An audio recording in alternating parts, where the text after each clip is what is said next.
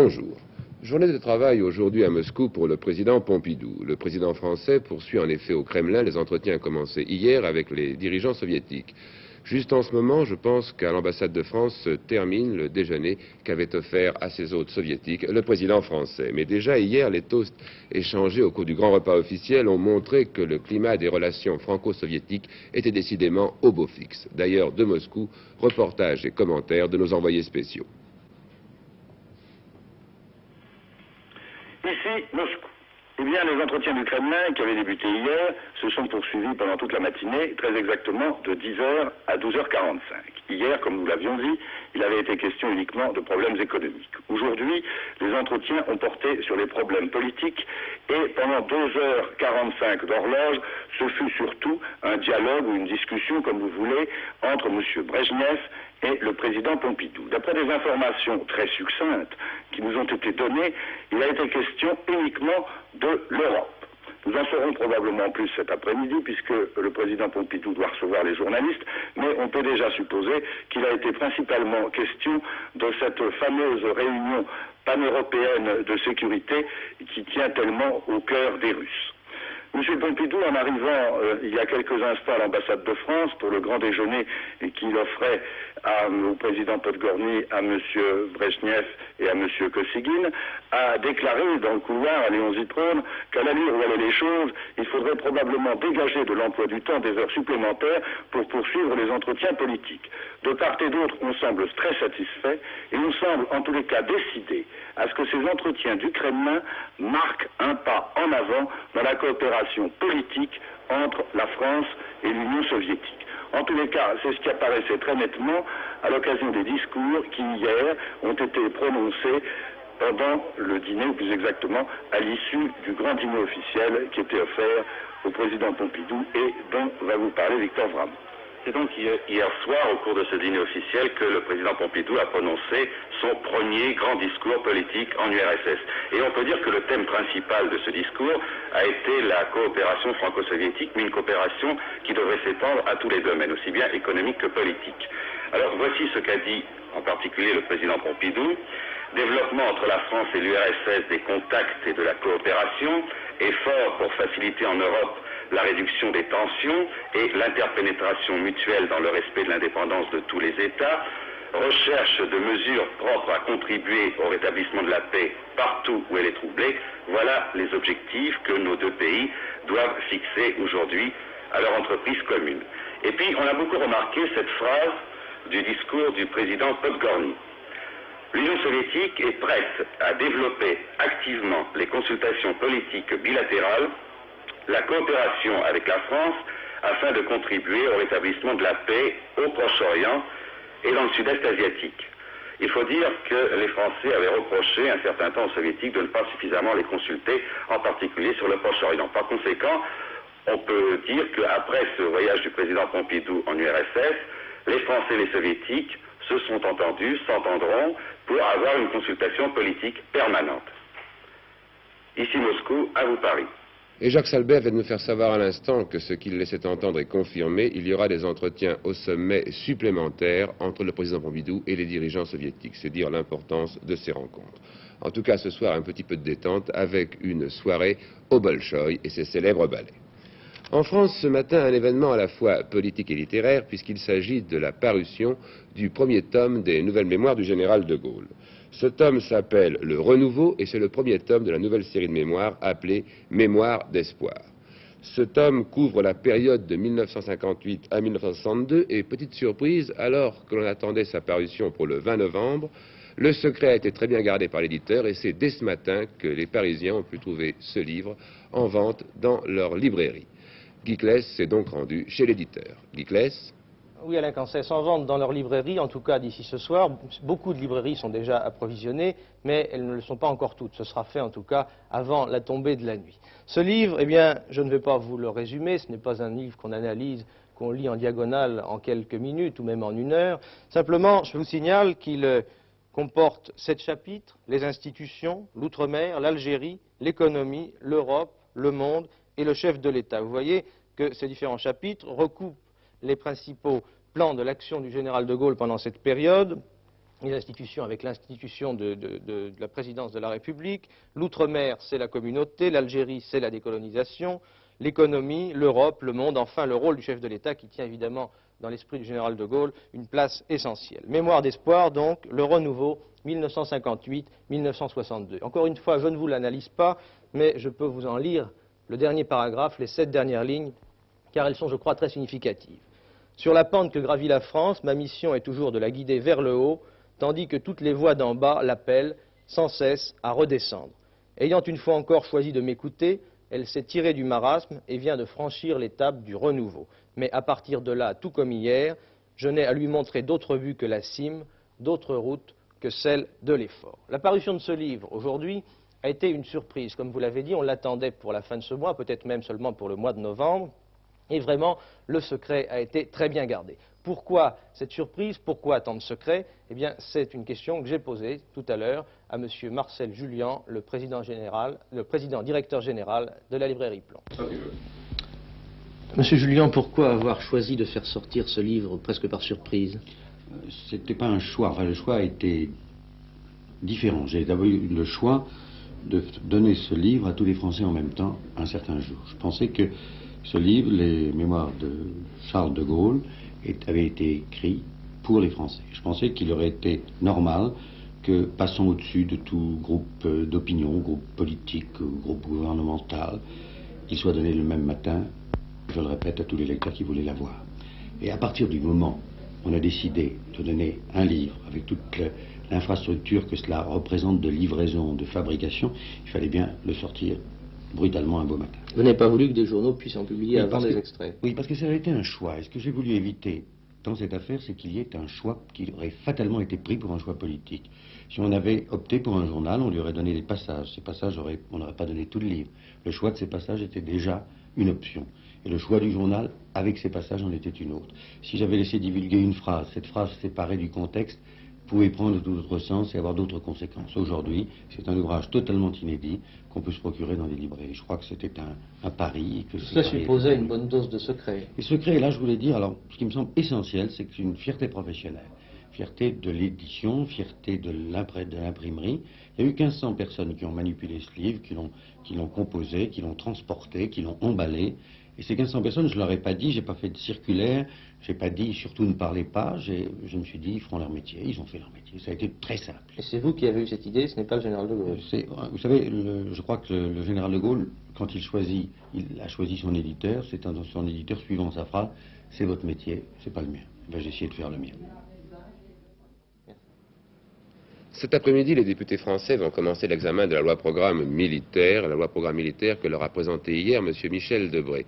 Une phrase dans le discours du ministre de la Défense: « Notre indépendance est liée à notre liberté est liée à notre défense est liée à notre possibilité de dissuasion. » Et vous voyez là l'un des Mirage 4 qui précisément compose cette force française de dissuasion, cette force française de frappe. Une bonne nouvelle pour les usagers, il n'y a pas de menace de grève à la SNCF. En effet, les syndicats de cheminots, à l'exception de la CGT, se sont mis d'accord avec la direction de la SNCF. Et bien que la CGT n'ait pas signé cet accord, tout risque de grève paraît bien écarté.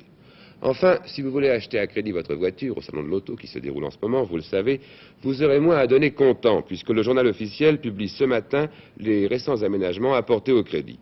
Pour une voiture, versement comptant 40%, pour les appareils de télévision et les appareils ménagers, 20%, pour tout le reste, 30%. Et comme vous le savez sans doute déjà, le délai de crédit est porté de 18 à 21 mois. Une autre bonne nouvelle, cette fois, elle concerne les petits contribuables. En effet, ce matin, M. Giscard d'Estaing a annoncé certaines mesures d'allègement fiscaux. Des mesures d'allègement fiscaux qui toucheront essentiellement les personnes de plus de 70 ans, les contribuables à faible revenu et les personnes handicapées. En fait, les mesures consistent essentiellement en l'aménagement des basses tranches du revenu imposable. La politique étrangère maintenant, et la politique étrangère, c'est la Bolivie. La Bolivie où le 182e coup d'État en 145 ans a, semble-t-il, partiellement échoué. Certes, le général Ovando, le président de la République, a bien démissionné, mais les militaires de droite qui pensaient profiter de l'occasion pour s'emparer du pouvoir se heurtent aujourd'hui à l'autre clan militaire, soutenu, lui, par les syndicats et les étudiants. Daniel Estève fait pour nous le point sur la situation en Bolivie. La confusion la plus complète règne aujourd'hui en Bolivie où depuis hier, 2 gouvernements militaires se disputent le pouvoir laissé vacant par la démission du chef de l'État, le général Ovando. Les partisans du général Miranda, qui fut à l'origine du coup d'État et que nous voyons ici tenir une conférence de presse, ont formé une junte de 3 hommes dirigés par le général Miranda lui-même. Cependant, dès que la junte a fait connaître la formation d'un gouvernement militaire provisoire, un autre militaire, le général Torres, est entré en rébellion et a décidé de créer pour sa part un gouvernement révolutionnaire de gauche. Aussitôt, l'un des membres de la junte, le général Satori, a démissionné et il vient de se rallier au général Torres. Ce matin, la situation était très tendue à La Paz, où selon les dernières dépêches, les avions du général Torres bombarderaient le palais présidentiel occupé par les présidents du général Miranda. Et je reçois à l'instant, vous voyez, je l'ai à la main, un flash d'agence qui nous annonce que le général Torres a pris aujourd'hui le pouvoir en Bolivie. Donc, retournement de situation par rapport à hier. Hier, c'était la droite qui gagnait. Aujourd'hui, c'est, semble-t-il, la gauche, ou au moins le général, appuyé par les syndicats des étudiants, appuyé par les forces de gauche. Et ces événements de Bolivie surviennent à quelques jours de l'élection définitive du président chilien. Et là, vous savez également que, normalement, c'est M. Allende qui doit être élu président, si tout se passe normalement. Et M. Allende est lui aussi un homme de gauche, même plus sûrement que le général Torres est en même temps un admirateur de Castro. C'est dire avec quel soin et à quelle attention à Washington, à la Maison-Blanche, on suit les événements qui se déroulent en ce moment en Amérique latine. À Washington, où est arrivé hier M. Nixon, retour de son voyage en Europe, un voyage qui a été un peu oublié en raison, vous vous en doutez, de la mort du président Nasser, mais un voyage qui a dû être quand même assez important. Pourtant, c'est ce soir que l'on attend peut-être le grand événement de politique étrangère de la journée. En effet, le président Nixon doit prononcer un grand discours consacré au sud-est asiatique. Et l'on se demande à Washington si à cette occasion, le président Nixon ne va pas proposer un nouveau plan de paix pour le Vietnam, un plan de paix qui pourrait, dit-on, comporter, entre autres, une proposition de cessez-le-feu étendue à tout le sud-est asiatique. En tout cas, ce que l'on sait, c'est qu'à Saïgon, le président Thieu et les membres du gouvernement de Saïgon manifestent une certaine inquiétude. Ils se demandent si, en définitive, ce n'est pas un peu à leur dépens que pourrait se faire ce plan de paix proposé par Nixon, un plan de paix qui mettrait fin à ces combats qui, depuis des années, se déroulent un peu partout dans le sud-est asiatique. Un homme, regardez cette photo. Un homme, cet homme va peut-être mourir dans les heures qui viennent. Cet homme, c'est M. Cross, le diplomate britannique enlevé lundi dernier à Montréal par des membres du Front de libération du Québec. Les autorités du Québec et les autorités fédérales canadiennes ont en effet repoussé les exigences des ravisseurs et on se demande maintenant ce que ces derniers vont faire. Stéphane Paoli, Le Point. La détermination des ravisseurs a été connue hier soir par un communiqué du Front de libération du Québec remis à une chaîne de radio privée. Ils ne laisseront la vie sauve à M. Cross que si leurs exigences sont satisfaites, en l'occurrence une rançon de 500 000 $ et la libération de prisonniers politiques. Vous le savez, les autorités canadiennes refusent de satisfaire à ces exigences et le délai fixé par les ravisseurs expire dans quelques minutes, à 13h30. Pour l'instant, la police a abandonné ses recherches afin de ne pas contrarier les terroristes et elle assure la protection des autres diplomates en poste au Canada, tandis qu'on essaie en haut lieu de donner des preuves de bonne volonté. Mais à Montréal, on ne doute pas de l'issue dramatique de cet enlèvement. Les kidnappings sont en train de devenir une arme politique, tout comme les détournements d'avions. Ces détournements d'avions contre lesquels s'efforcent de lutter aussi bien les gouvernements que les compagnies aériennes ou les responsables des aéroports.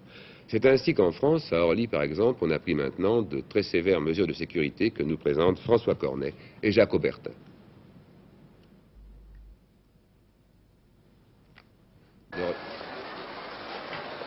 Cette mort, 85 blessés, 250 avions et 15 000 passagers détournés, c'est le bilan de la piraterie aérienne au cours des 20 dernières années.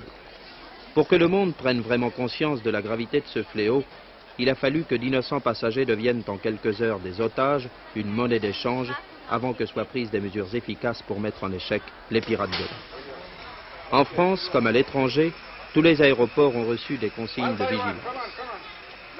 À Orly comme au Bourget, plusieurs compagnies pratiquent au départ des lignes internationales la fouille systématique des passagers et de leurs bagages à main.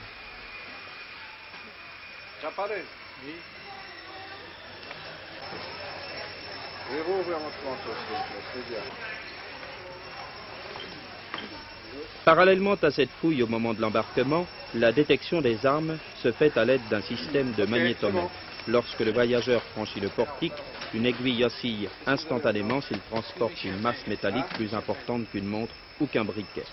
Plusieurs compagnies appliquent ces mesures de sécurité, notamment El Al, TWA et Pan American. Lorsque l'embarquement est fait, si un seul passager est manquant à l'appel, tous les autres sont priés de redescendre pour effectuer une reconnaissance de tous leurs bagages. Si une valise n'a pas de propriétaire, elle est aussitôt mise à l'écart. Et pourtant, avec le fret aérien qui se trouve à bord, elle a été testée avant son embarquement dans ce caisson à décompression mis en place sur un terrain vague de l'aéroport d'Orly. Dans ce caisson blindé, où l'on introduit les bagages, les conditions atmosphériques aux différentes altitudes de vol sont reconstituées. Si une bombe altimétrique se trouve à l'intérieur, elle explosera.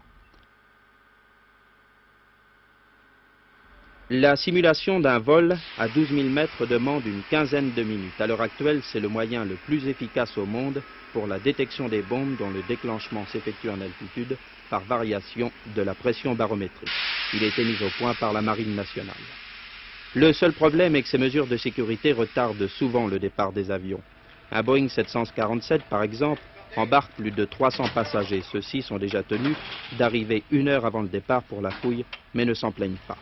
Les compagnies non plus ne s'en plaignent pas d'ailleurs de ces mesures de sécurité, et on peut le comprendre facilement lorsqu'on sait qu'un avion de ce type, le Boeing 747, vaut 130 millions de francs et que le prix de la vie d'un passager entre Paris et New York est estimé à 75 000 $.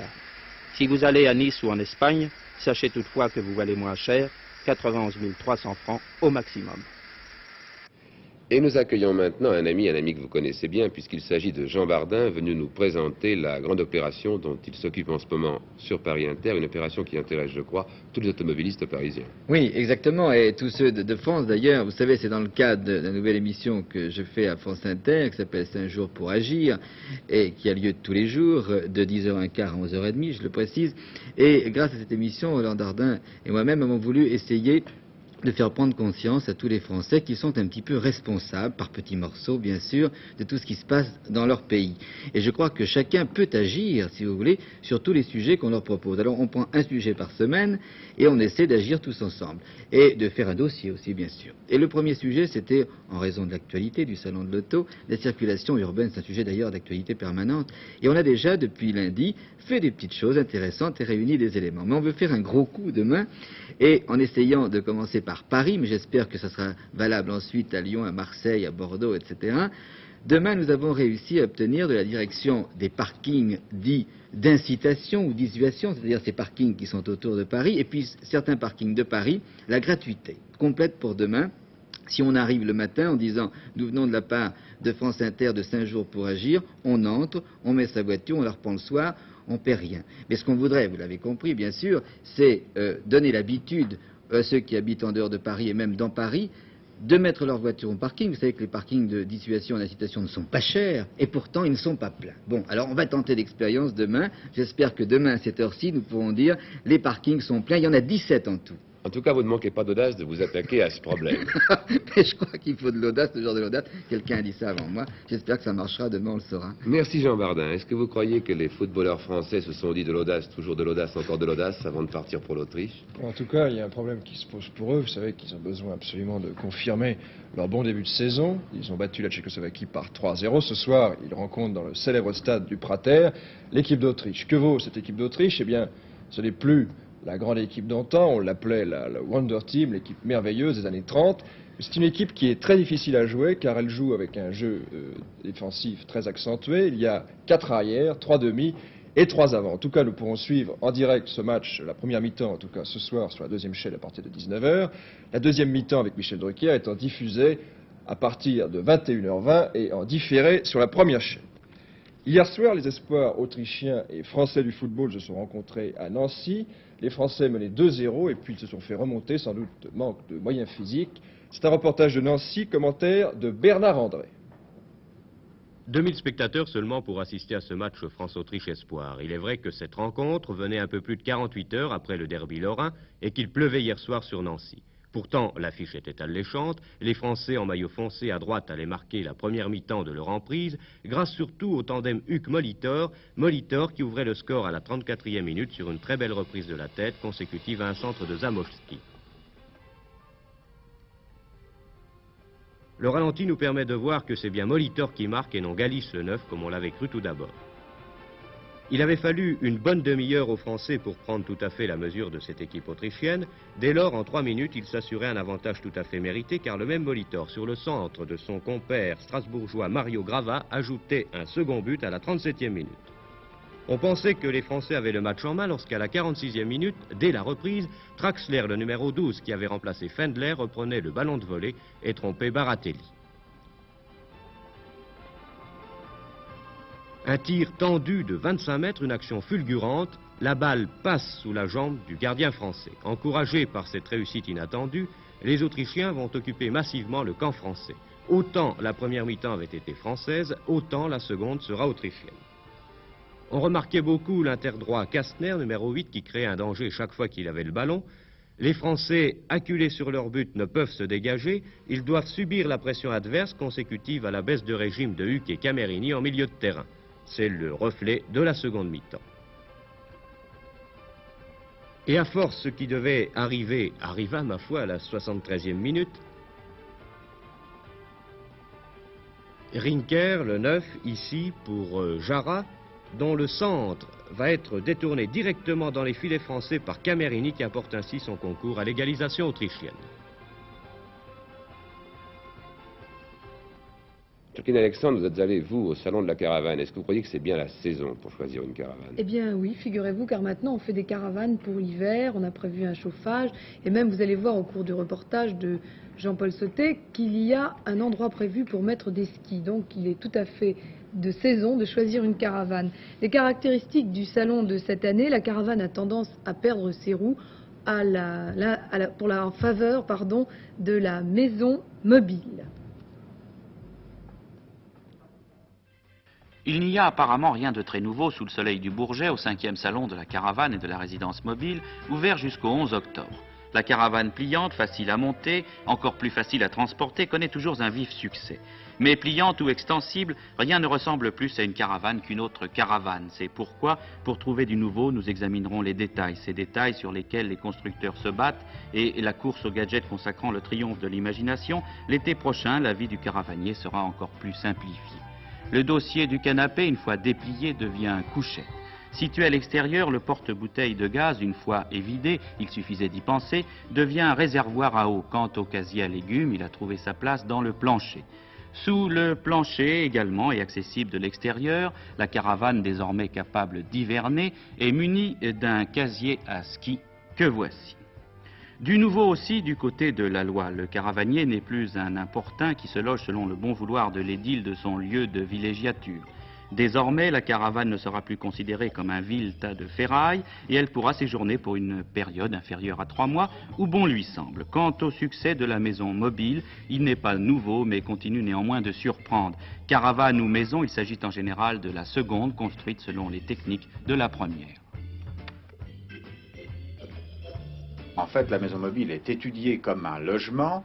L'épaisseur des parois, par exemple, pour prendre le côté technique, l'épaisseur des parois est beaucoup plus importante. Ces parois sont plus rigides, l'isothermie est beaucoup plus poussée. Quant aux aménagements, ils sont également tout à fait différents, puisqu'on retrouve, je le disais tout à l'heure, les aménagements d'un appartement traditionnel, et quelquefois beaucoup plus. C'est-à-dire qu'une unité mobile est livrée complètement aménagée avec le réfrigérateur, le four, la salle de bain complète, souvent avec la literie et quelquefois même avec la vaisselle. La maison mobile voit le jour sous les plus heureux auspices parrainés par le gouvernement, par M. Vivien, secrétaire d'État au logement, qui a promis qu'un texte de loi consacrerait son avènement. Parce qu'elle doit résoudre le problème du logement de certaines catégories de population, parce qu'elle peut être une agréable résidence secondaire, la maison mobile sera très facile à implanter, permis de construire simplifié, mais permis de construire tout de même, ce qui permet de préserver et de maintenir la qualité. La mobilité de ce genre d'habitation n'en constitue cependant pas l'originalité. En fait, cette maison livrable par camion offre, outre sa mobilité, l'avantage d'être livrée prête à habiter. Économique, elle coûte environ 1000 francs du mètre carré, elle n'implique pas l'achat du terrain sur lequel elle se trouve.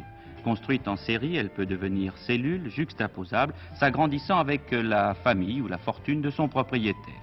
Très populaire aux États-Unis, la maison mobile devrait connaître un vif succès en France auprès des travailleurs dont le lieu d'activité n'est pas fixe et auprès des jeunes ménages également. reste le vieil attachement du français au patrimoine foncier, à la pierre qui prend simultanément de l'âge et de la valeur. À cette question, seul l'avenir peut répondre, l'avenir mais aussi la concurrence entre constructeurs. Le souci de la qualité et celui de vendre résoudront sans doute le problème de la durée. Déjà, certains constructeurs garantissent leurs maisons mobiles 10 ans.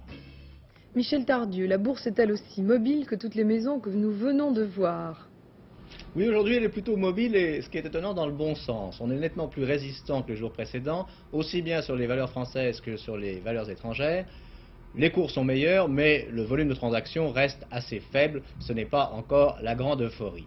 La plupart des opérateurs attendaient avec une certaine impatience la cotation de l'or, puisque vous le savez, hier à Londres, le métal jaune s'était redressé, et beaucoup de gens se demandaient s'il en serait de même aujourd'hui. Eh bien non, aujourd'hui on rebaisse un petit peu, on perd 3 francs sur la barre et on perd 30 francs sur le lingot. Et je crois qu'on peut avancer une explication de ce brusque réveil de l'or et de son recul. Après la conférence du FMI à Copenhague, un certain nombre de financiers se sont dit que finalement il ne s'était pas passé grand-chose à Copenhague, que les mesures qui avaient été arrêtées par les grands financiers réunis au FMI n'étaient que des mesures à très long terme et que sur le plan immédiat, rien n'était changé, que les monnaies faibles, celles qui étaient malades, restaient malades et parmi celles-ci la livre. Donc un certain nombre de gens ont été tentés de recommencer à spéculer contre la livre. Mais je crois que s'il ne s'est rien passé de spectaculaire pour l'immédiat, à Copenhague, il y a eu quand même toute une série de prises de position politiques qui sont très importantes. D'abord, Copenhague a marqué un coup d'arrêt aux prétentions des États-Unis à faire bouger toutes les monnaies autour du dollar. Le dollar lui-même restant stable. Les gens du FMI et la plupart des grands experts internationaux ont dit c'est pas très sérieux, il faut quand même rester dans une certaine orthodoxie monétaire. Et puis il y a eu d'autre part un fait qui n'était pas tout à fait attendu, c'est que les pays européens ont montré un front à peu près uni. Et à la surprise quasi générale, les Anglais notamment ont fait une profession de foi européenne et ont fait preuve d'une très grande bonne volonté vis-à-vis des 6 du marché commun, notamment en s'abstenant de défendre fermement les taux de change flottants dont on avait dit qu'ils étaient les grands partisans. Si les Anglais ont donc donné des preuves de leur bonne volonté aux 6 pays du marché commun, il est à prévoir qu'en contrepartie, les 6 pays du marché commun donneront, eux, des preuves de bonne volonté à la Grande-Bretagne et que les 6 banques centrales du marché commun seront toutes prêtes à intervenir dans le cas où il y aurait une spéculation contre la livre et une hausse trop brutale de l'or. Et je crois que dans l'état actuel du marché monétaire, il semble peu probable qu'une spéculation puisse se développer, que ce soit sur la livre ou une autre grande monnaie, car toutes les banques du marché commun, je le répète, veillent au grain. Et vous l'avez vu, l'or aujourd'hui a reculé. En France, la monnaie n'inspire pas d'inquiétude pour l'instant. La monnaie que le général de Gaulle, dans son tome de ses mémoires paru ce matin, appelle la monnaie le critère de la santé économique. Eh bien, cette santé économique paraît à peu près bonne. En tout cas, le ministre des Finances, M. Giscard d'Estaing, continue de croire qu'elle est bonne. Il l'a répété hier devant la Commission des comptes de la Nation. Et parmi ces facteurs d'optimisme qu'il a mis en avant, l'accroissement des investissements privés qui pourrait atteindre 9,5% en 1971, ce qui est évidemment beaucoup. Le ministre ne pense pas que les exportations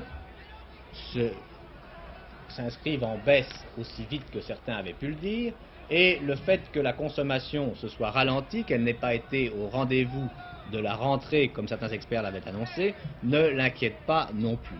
Bien sûr, M. Giscard d'Estaing dit qu'il y a une incertitude sur le délai qu'il faudra aux mesures anti-inflationnistes prises par les autres pays occidentaux pour se faire sentir sur l'économie occidentale, mais là non plus, pas beaucoup d'inquiétude de sa part.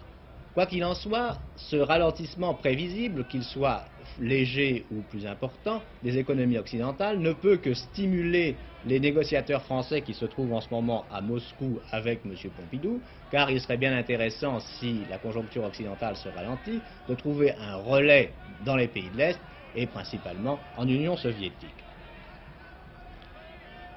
Sur le marché des rentes, vous voyez que le Pinet est en légère baisse à 163,70. Je crois qu'on doit perdre 20 centimes par rapport au cours de la veille. On parlait encore beaucoup en bourse aujourd'hui du franc financier. Vous savez que la semaine dernière, un bruit avait couru et vendredi notamment, on en avait beaucoup parlé au moment où les valeurs étrangères se sont effondrées sur le marché de Paris. Et puis lundi, le marché s'est infligé un démenti à lui-même, les valeurs étrangères ont remonté et on n'a plus cru tellement ni à une suppression du contrôle d'échange, ni à la création d'un franc financier. D'ailleurs, le ministère des Finances avait à peu près démenti cette nouvelle. Le franc financier, ça voudrait dire que le franc français aurait deux cours, l'un pour les opérations financières et l'autre pour les opérations commerciales. Une telle nouveauté semble un petit peu dangereuse psychologiquement parce qu'elle ressemble beaucoup à certaines mesures de catastrophe prises par les pays dont la monnaie s'affaiblit, alors que ce n'est pas le cas en ce moment puisque le franc est solide. Donc il semble qu'une telle mesure aurait des inconvénients psychologiques importants et cela explique que, le moins qu'on puisse dire des informations relatives aux francs financiers, c'est qu'elles sont prématurées. Et il semble difficile pour la France de prendre des initiatives dans ce domaine si elle n'est pas suivie par les autres pays du marché commun par exemple, ce qui donnerait à l'opération une toute autre tournure. Ici, la Bourse de Paris, à vous Alain Cancès. Eh bien, je suis désolée, ça n'est pas Alain Cancès. Vous n'aviez rien à ajouter? Non, simplement à rappeler, je pense qu'en Bolivie, c'est le général Torres, c'est-à-dire l'homme appuyé par la gauche, qui, pour l'instant, je crois qu'il faut ajouter pour l'instant, a le pouvoir. Excellent. Merci de nous avoir suivis. Au revoir mesdames, au revoir mesdemoiselles, au revoir messieurs. À demain.